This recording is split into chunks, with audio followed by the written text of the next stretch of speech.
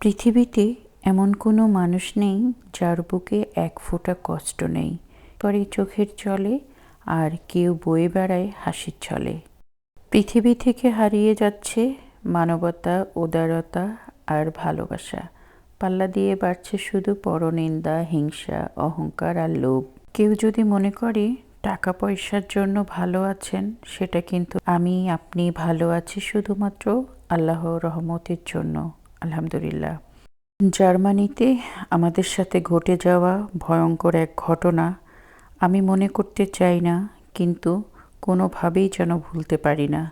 আজকে আপনাদের সাথে শেয়ার করব আমরা জার্মানিতে যাওয়ার পরে আমাদের সাথে কি হয়েছিল। আল্লাহ যার সাথে থাকে তাকে কেউ কোনো ক্ষতি করতে পারে না। আসসালামু আলাইকুম, আশা করি সবাই ভালো আছেন। আলহামদুলিল্লাহ, আমরাও ভালো আছি। নতুন একটা ব্লগ দেখার জন্য সবাইকে ওয়েলকাম করছি। অলরেডি আমি জার্মানির বেশ কিছু ব্লগ আপনাদের সাথে শেয়ার করেছিলাম। আজকে লাস্ট ব্লগ শেয়ার করব জার্মানির। আর জার্মানিতে আমাদের সাথে কি হয়েছিল, আমরা যে আজও বেঁচে আছি, আমার পরিবারে আমরা 4জন সদস্য, আমরা যে কিভাবে রক্ষা পেয়েছিলাম এই বিপদ থেকে, উপরওয়ালা ছাড়া কেউ জানে না। আজকে সেই ঘটনাটা আপনাদের সাথে শেয়ার করব। যারা দেশের বাইরে যাবেন, হয়তো আমার এই কথাগুলো শুনলে আপনারা আগের থেকে একটু অ্যালার্ট হতে পারবেন। আশা করছি পুরোটা ভিডিও জুড়ে আপনারা আমার সাথেই থাকবেন। আমরা মানুষ, আমরা মনে প্রাণে বিশ্বাস করি আল্লাহ যার সাথে থাকে তাকে কেউই ক্ষতি করতে পারে না। এই যে জার্মানিতে যেদিন আমরা গিয়েছিলাম, আমরা 6 দিন ছিলাম। 6 দিন আমাদের ভালোই চলছিল, ভালোই সব কিছু ঘোরাঘুরি করছিলাম যতটুকু আর কি পেরেছি। যেহেতু খুব ঠান্ডার দেশ, মন চাইলেও মানে অতিরিক্ত বাইরে থাকতে পারছিলাম না। প্রচণ্ড ঠান্ডা ছিল, বরফ পড়ছিল। আর আমরা যে 6 দিন ছিলাম একটু আমরা রোদ দেখিনি। একদম অন্ধকার অন্ধকার একটা মানে শহর, মানে রোদই উঠেনি। তো যাই হোক, তারপরও জার্মানিতে ঘুরতে গিয়েছিলাম। আর পরিবারের সবাই একসাথে যদি ঘুরতে যাওয়া যায় তার মজাই কিন্তু অন্যরকম, আনন্দটা থাকে অন্যরকম। সব কিছুই ঠিকঠাক চলছিল। আমরা আসলাম দুবাই থেকে, জার্মানিতে পৌঁছালাম বেলা জার্মানির টাইমে 12টার দিকে। তারপরে আমরা রুমে আসলাম। হোটেলটা আমাদের আগের থেকে বুক করা ছিল। বাচ্চারাও খুব খুশি, তাদের মনের মতো একটা হোটেল হয়েছে, মানে রুম পেয়েছে। আর আমার বড় মেয়েটাও আমাদের সাথে ছিল। সব কিছু মিলিয়েই কিন্তু আমরা অনেক আনন্দ করছিলাম। প্রতিদিনই কোনো না কোনো জায়গায় আমরা ঘুরতে যাচ্ছিলাম। কিন্তু আমাদের সাথে এমন একটা ঘটনা ঘটে গিয়েছে যার কারণে আমরা আরও মানে আমাদের প্রোগ্রাম ছিল সেগুলো ক্যান্সেল করে আমরা দুবাইতে চলে আসি। আমরা চেয়েছিলাম জার্মানি থেকে আমরা হয় প্যারিসে চলে যাব, তা না হলে আমরা ইটালিতে যাব, কিন্তু সেটা আর হয়নি। যেহেতু জার্মানিতে আসার পরেই যেই ঘটনাটা ঘটলো, তারপরে আপনাদের ভাইয়া সাহস করতে পারিনি। এই কঠিন দুনিয়াতে মানুষ চেনা বড় দায়। আপনি যাকে উপকার করবেন সেই আপনার ক্ষতি করবে, এটা শুধু আমরা কথাতে বলি, আসলে বাস্তব তাই। আমরা 4 দিনের দিন, মানে জার্মানিতে আসার 4 দিনের দিন আমরা বাইরে গিয়েছিলাম ঘুরতে। এর আগের ব্লগে আমি দেখিয়েছিলাম ওখানকার যে রাজা, তার বাসা প্যালেস আমরা দেখতে গিয়েছিলাম। মোটামুটি আমরা সবাই খুব টায়ার্ড ছিলাম। তো আমরা সন্ধ্যার ভিতরে বাসায় ব্যাক করি, মানে রুমে ব্যাক করি, হোটেল রুমে। তো রুমে আসার পরে আমরা একটু রেস্ট করি। সবাই মোটামুটি রেস্ট করার পরে 8টা বাজে। তো এখানে আসার পরে কিন্তু আমরা খাবার দাবার যখন বাসায় ব্যাক করি বাইরে থেকে কিনে নিয়ে আসতাম, সেটাই খেতাম। তো ওই দিন বাসায় কোনো মানে রুমে কোনো পানি ছিল না, আর আমরা পানিটাও তো কিনে খেতাম, তো কোনো পানি ছিল না। তো আপনাদের ভাইয়া আমাকে বলছে চলো আমি আর তুমি নিচে যেয়ে পানি নিয়ে আসি। তো আমি বলছি ঠিক আছে চলো, 2জন মিলে 2টা 4টা বোতল নিয়ে আসবো। আর গ্রোসারিটা ছিল আমার যে হোটেলের নিচতলায়। কিন্তু আমরা আগে জানতাম না যে পার্কিং দিয়েও যাওয়া যায়। আমরা মেন রাস্তা দিয়ে, এই যে এই রাস্তাটা দিয়ে হেঁটে তারপর পানিটা আনতে যেতাম। একদিন পর পরই পানি নিয়ে আসতাম হেঁটে গিয়ে। তো ওই দিনও ঠিক আমি আর আপনাদের ভাইয়া রেডি হয়েছে, হঠাৎ করে আমার 2 মেয়েও বলছে তারা যাবে। তো ওরা যেহেতু যেতে চেয়েছে, বললাম ঠিক আছে তাহলে সবাই একসাথেই যাই। তো আমরা 4জন একসাথে হাঁটতে হাঁটতে মানে গ্রোসারিতে গেলাম। গ্রোসারি থেকে আমরা প্রত্যেকে দুটো করে পানির বোতল, বড় বড় বোতল হাতে করে আর কি নিয়ে আসছিলাম। তো আর টুকটাক কেনাকাটাও ছিল, ফ্রুটস কিনেছিলাম। তো আপনাদের ভাইয়া আমাদেরকে সবসময় বলতো বাইরে কোনো জিনিস ওপেন করে খাবা না, কারণ ময়লা টয়লা থাকতে পারে, অসুখ বিসুখ হতে পারে। তো তোমরা এগুলো যাই কেনো না কেন রুমে যেয়ে এটা ক্লিন করে তারপরে খেও।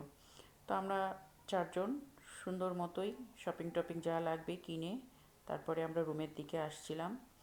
এখনও মনে হলে ভয় লাগে, কি কঠিন সময় পার করেছি আপনাদেরকে বলতে পারবো না। আর জার্মানির মতো একটা শহরে এই ধরনের জিনিসও যে হয় এটা আমরা জানতামই না। আমি জার্মানি থেকে আসার পরে কথাগুলো একদমই মাথায় নিতে চাইনি, একদম মনে করতে চাইনি, কিন্তু একদম ভুলতেও পারি না সেই ভয়ঙ্কর সময়টার কথা। যাই হোক, তারপরে আমরা সেই গ্রোসারি থেকে মানে রুমের দিকে আসব, ঠিক সামনে দেখি একটা সুন্দর পার্ক। এই যে সেই পার্ক, এখানে বসে আমরা মনে করলাম একটু বসি, হালকা হালকা বাতাস আসছে, একটু বসি। তো আমরা যেহেতু পানির বোতল ক্যারি করছিলাম, একটু ভারীও ছিল, তো আমরা এই পার্কে এসে বসি। আমি দেখেন এই জায়গাটায় একটু জুম করলে আপনারা দেখবেন আমি কিন্তু ক্যামেরাটা উঁচা করে ফেলছি। এটা হচ্ছে আমাদের হোটেল, আর এখানে আমরা একটু বসেছিলাম।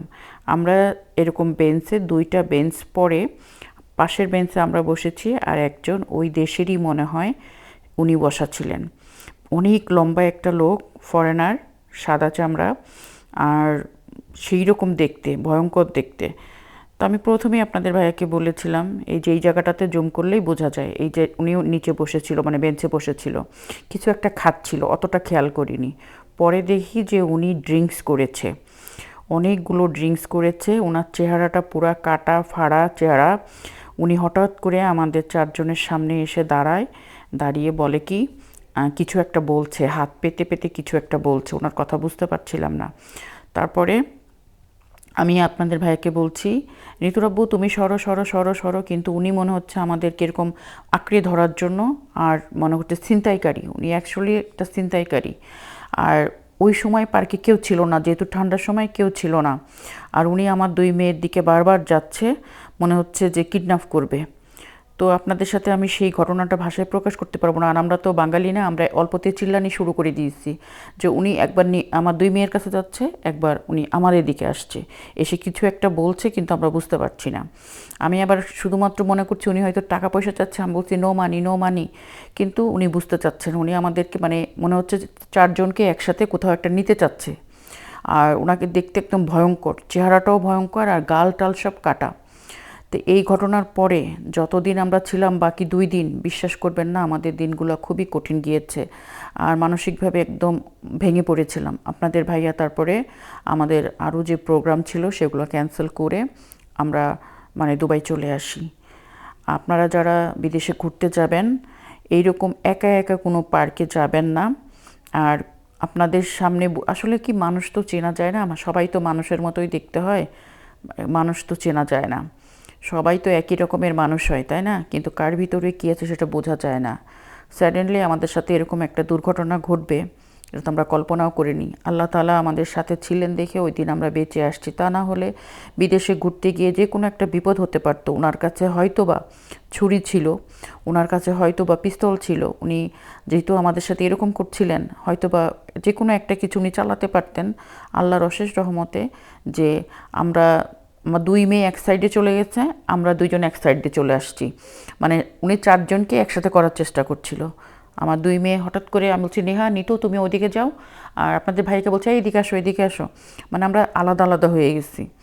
যাই হোক, আল্লাহ আমাদেরকে বাঁচিয়েছে দেখে আমরা বেঁচে আসছি, তা না হলে ওদিন অনেক বড় একটা ক্ষতি হয়ে যেত।